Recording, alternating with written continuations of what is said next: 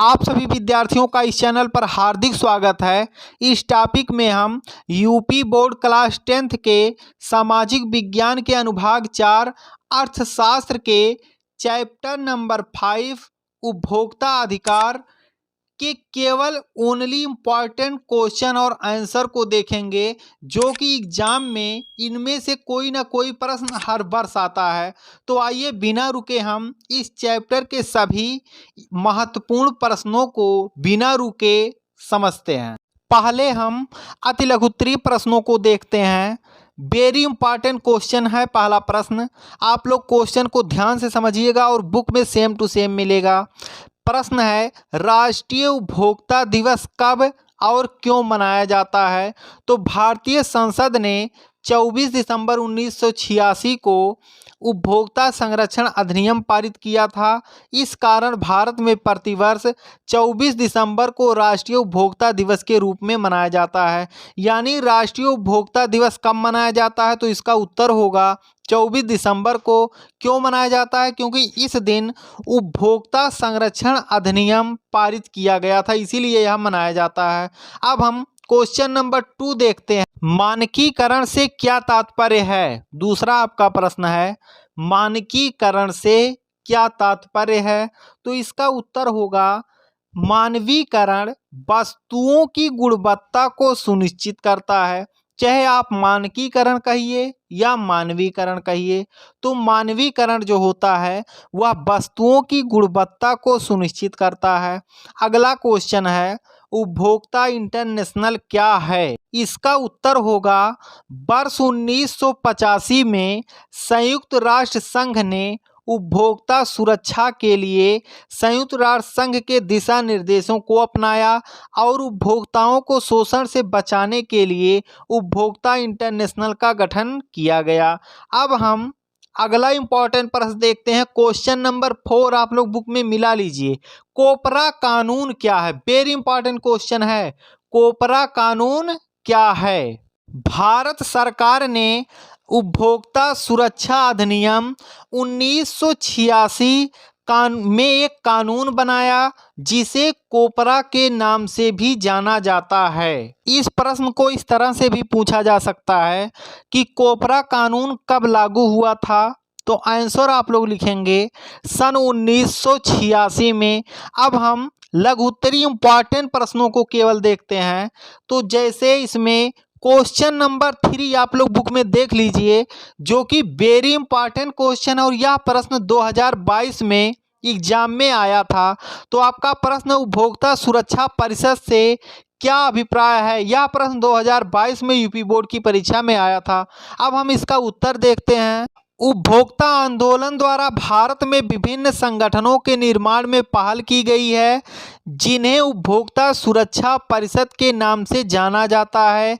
ये संगठन उपभोक्ताओं का मार्गदर्शन करते हैं कि किस प्रकार उपभोक्ता अपने अधिकारों का प्रयोग कर सकते हैं। अर्थात इस जो यह आपका उपभोक्ता सुरक्षा परिषद है, इसका उद्देश्य केवल एक ही था इसकी स्थापना करने का, जिससे कि भारत में कोई भी व्यक्ति जो उपभोक्ता है वह ठगा ना जा सके, इसीलिए इसकी स्थापना हुई थी। अगला क्वेश्चन नंबर 4 है, कोपरा पर संक्षिप्त टिप्पणी लिखिए। वेरी इंपॉर्टेंट क्वेश्चन है ये। तो कोपरा के अंतर्गत उपभोक्ता संबंधी विवादों के निपटारे के लिए राष्ट्रीय, राज्य व जिला स्तर पर त्रिस्तरीय न्यायिक तंत्र की स्थापना की गई है।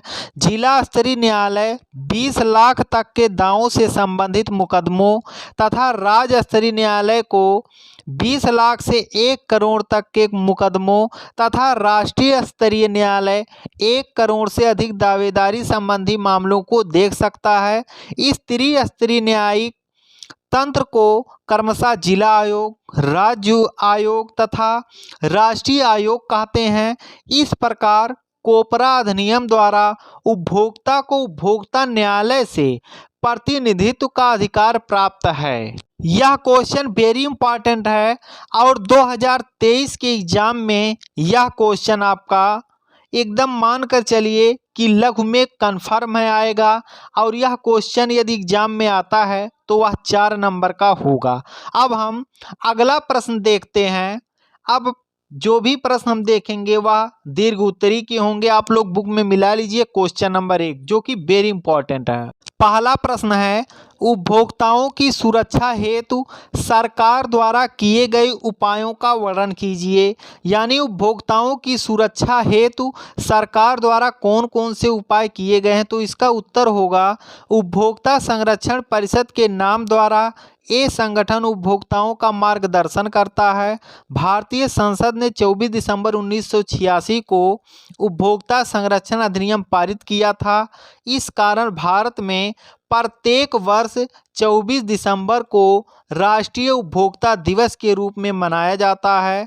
भारत में हुए उपभोक्ता आंदोलन द्वारा संगठित समूहों की संख्या तथा उनकी कार्यविधियों से संबंध मामलों में कुछ विशेष प्रगति की है।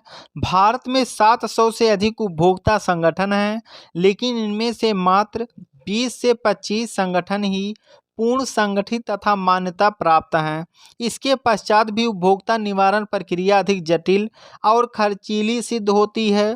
अनेक बार उपभोक्ताओं को बहुत सी चीज़ें वकीलों का सहारा लेना पड़ता है उनको सुलझाने के लिए।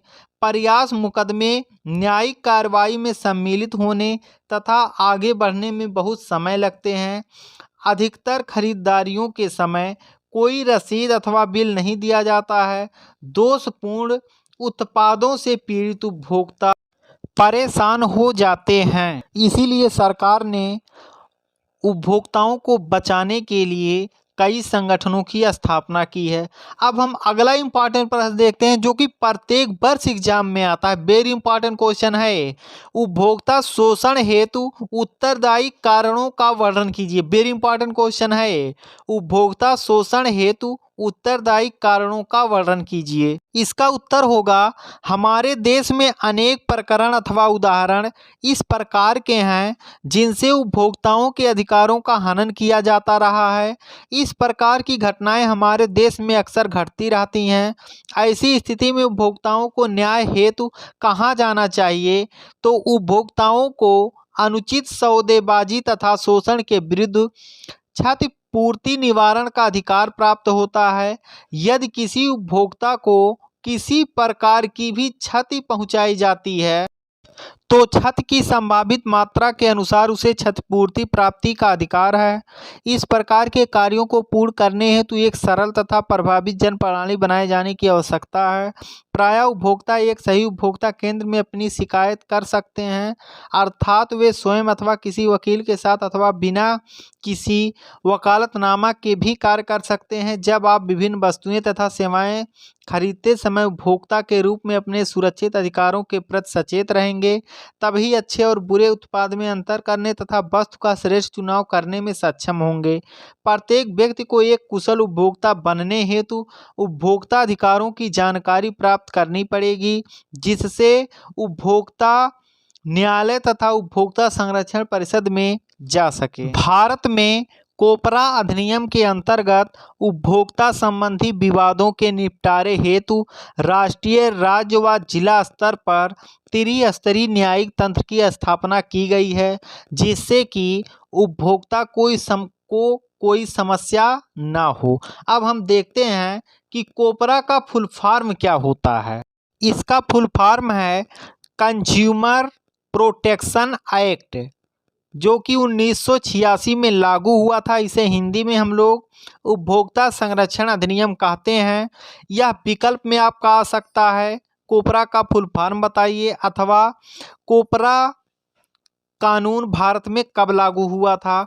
तो इसी तरह के इंपॉर्टेंट वीडियो आप सभी लोग पाते रहें। जो बच्चे इस चैनल पर नए हों वह यदि वीडियो पसंद आए तो लाइक करें, नहीं तो डिसलाइक कीजिए। इस चैनल पर क्लास 6 से लेकर 12 तक के सभी विषयों को बहुत ही आसान तरीके से पढ़ाया जा रहा है। आप सभी विद्यार्थियों का वीडियो देखने के लिए धन्यवाद।